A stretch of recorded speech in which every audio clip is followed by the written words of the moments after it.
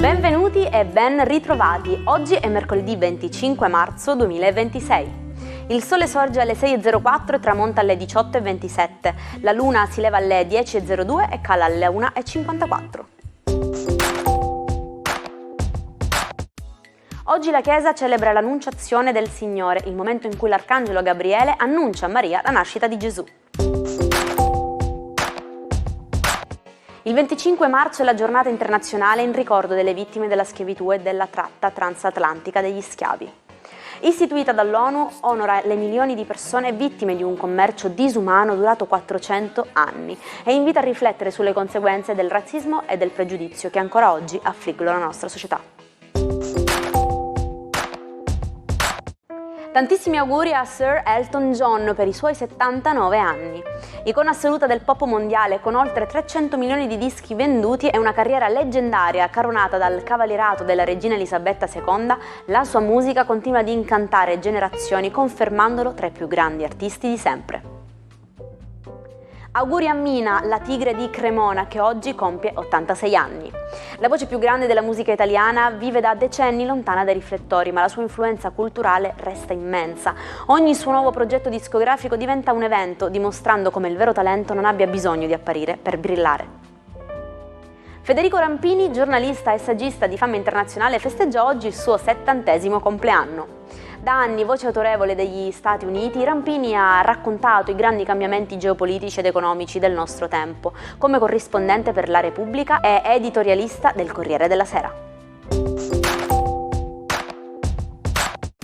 Oggi è un giorno speciale per la nostra lingua. Il 25 marzo 1585, infatti, veniva ufficialmente fondata l'Accademia della Crusca. Per una felice coincidenza, nello stesso giorno l'Italia celebra il Dante Dì, la giornata nazionale dedicata a Dante Alighieri, unendo così l'origine della nostra lingua istituzionale al suo padre supremo. Una curiosità affascinante è che per secoli il 25 marzo è stato il vero capodanno in molte città italiane, come Firenze e Pisa, poiché all'inizio dell'anno veniva fatto coincidere con l'Annunciazione e l'incarnazione di Gesù. Inoltre questa data è, come abbiamo già raccontato, il Dante Dì, poiché si ritiene che proprio il 25 marzo del 1300 Dante abbia iniziato il suo celebre viaggio nella Divina Commedia. Buongiorno ai 12, oggi luna in Gemelli spiritosissima, vediamo se lo zodiaco ride, sornione con lei o no. Ariete, sicuramente con voi sì, proprio perché è iniziata una primavera splendida, con una luna che strizza l'occhio a Sole, Saturno e Nettuno all'inizio dei vostri gradi. La bella Venere verrà interessata più tardi e promette una serata assolutamente piacevole.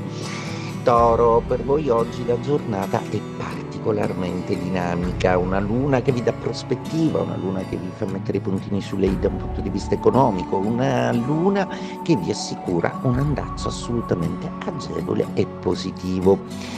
Gemelli, protagonisti della giornata con una luna nei vostri gradi che tende a tendere rapporti molto piacevoli con lo stato maggiore dello zodiaco planetario, Sole, Saturno e Nettuno che si trovano in Ariete, che vi assicurano un perfetto lavoro di squadra. Mercurio e Marte, forse avete digerito male qualche notizia, qualche novità che è arrivata. Cancro, per voi oggi la giornata è particolarmente piacevole proprio perché i trigoni che Giove stabilisce con Marte e Mercurio saranno proprio risolutivi nei termini in cui oggi porterete a termine un qualcosa a cui tenevate tanto, ma sarete anche invitati, coinvolti e partecipati dalle persone che vi vogliono bene.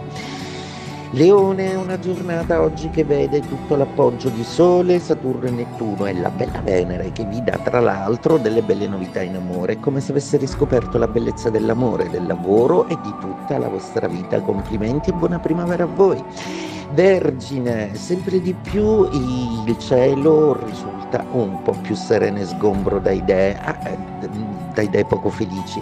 Luna in quadratura in Gemelli però vi dice di essere un po' meno ansiosi, proprio perché qualcosa vi fa andare in stress un po' troppo velocemente. Cercate di capire bene che cos'è dentro di voi che fa scattare il meccanismo bilancia.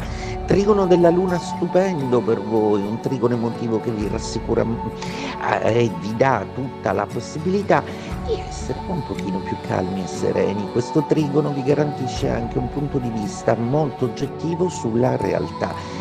Plutone, peraltro, vi aiuta a rilanciare su qualcosa che credevate un pochino perduto.